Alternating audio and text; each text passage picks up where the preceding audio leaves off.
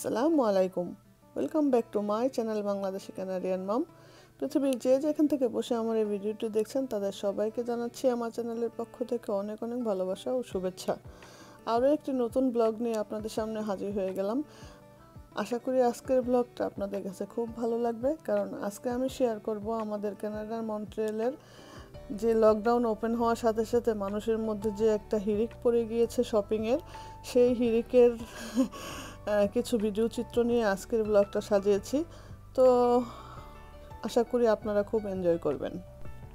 COVID-19 বা corona ভাইরাসে আক্রান্তের সংখ্যা ছিল আমাদের কানাডায় 96,244 জন।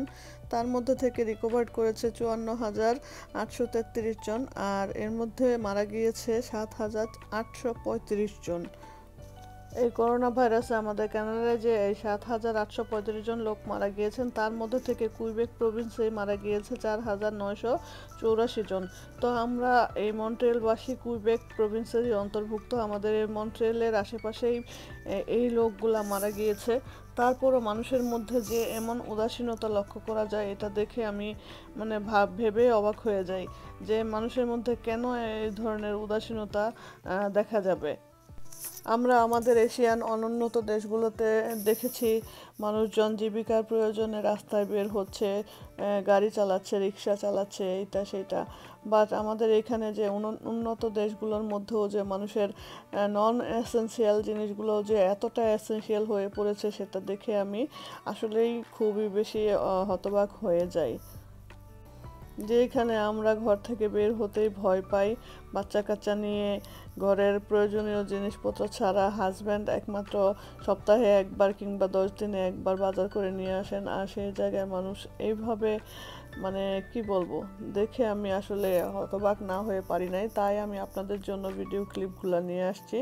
যেহেতু আমি ডলারামায় যেতে পারি নাই, তো আমার হাজব্যান্ড ডলারামা আর এই শপিং মলগুলো প্রায় আশেপাশেই। তো আমার হাজব্যান্ডকে বললাম যে যেহেতু দূর থেকে দেখতে পাচ্ছি এত লোক দেখা যাচ্ছে, চলো সামনে দিয়ে একটু ভিডিও করে নিয়ে আসি, আমার ভিউয়ার্সদের সাথে আমি একটু শেয়ার করব।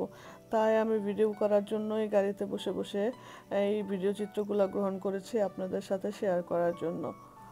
শুধু উন্নত দেশের নাগরিক হলে চলবে না, মন মানসিকতা, আচার আচরণ, স্বভাব চরিত্র সবকিছুই কিন্তু উন্নত থাকতে হবে। যে জায়গায় ছোট একটা বাচ্চা বাবা মার সাথে শপিংয়ে এসে আর থাকতে চাচ্ছে না, ও দৌড়ে পালাতে চাচ্ছে, তো সেই জায়গায় আমরা আর কি বলতে পারি। দেখেন বেবিটা কি সুন্দর দৌড়াচ্ছে, তো সেটা আমি একটু ভিডিও করেছিলাম, আমার কাছে দেখতে খুব ভালো লাগছিল। ও বেচারা আসলে অস্থির হয়ে গিয়েছে, নিশ্চয়ই বাবা মা লাইনে দাঁড়িয়ে আছে, তো এই জন্য ও আর এখানে থাকতে চাচ্ছিল না। আর আমি এটা দেখে অবশ্যই বুঝতে পেরেছি যে আসলে বাচ্চারাও অনেকক্ষণ লাইনে দাঁড়াতে চায় না, তাই হয়তো মা দাঁড়িয়ে আছে লাইনে আর বাবা হয়তো বেবিটাকে টেক কেয়ার করছে। এটা দেখে আমার আসলে আমার বেবির কথা মনে হচ্ছিল, তাই আমি বেবিটাও দেখতে খুব কিউট ছিল আর একটু ভিডিও করে নিলাম। যেহেতু আমি ফেস দেখাই নাই, দূর থেকে দেখাচ্ছি, তো এরকম ভিডিও ক্লিপ নেওয়াই যায়। তো ভিউয়ার্স, আশা করি আপনারা খুব এনজয় করবেন। আপনারা ভিডিওটা দেখতে থাকুন।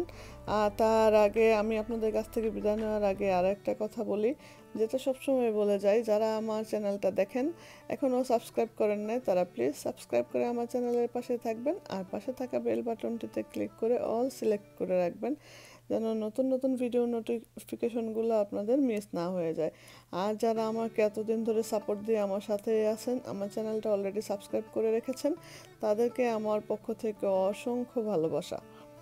সো ভিউয়ার্স, আমার এই ভিডিওটা শুরু থেকে শেষ পর্যন্ত দেখবেন, আর দেখার পর যদি আপনাদের একটু ভালো লেগে থাকে তাহলে অবশ্যই একটা লাইক দিবেন, আর কমেন্ট করে আপনাদের সুন্দর সুন্দর মতামতগুলো আমাকে জানিয়ে দিয়ে যাবেন। সো ভিউয়ার্স, আপনারা ভিডিওটা এনজয় করুন। আবার দেখা হবে আমার সাথে নতুন কোনো ভিডিওতে। সেই পর্যন্ত আপনারা সবাই ভালো থাকেন, সুস্থ থাকেন, সুন্দর থাকেন। আল্লাহ হাফেজ, আসসালামু আলাইকুম।